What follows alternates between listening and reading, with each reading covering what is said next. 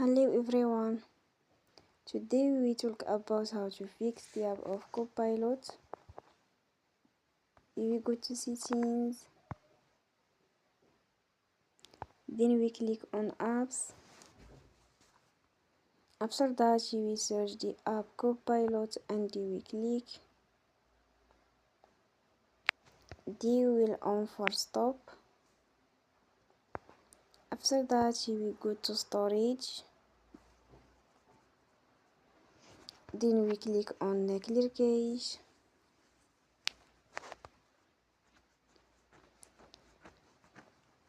Here we go to Play Store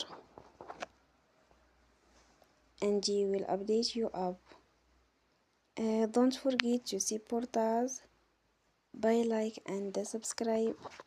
See you next time and thank you for watching.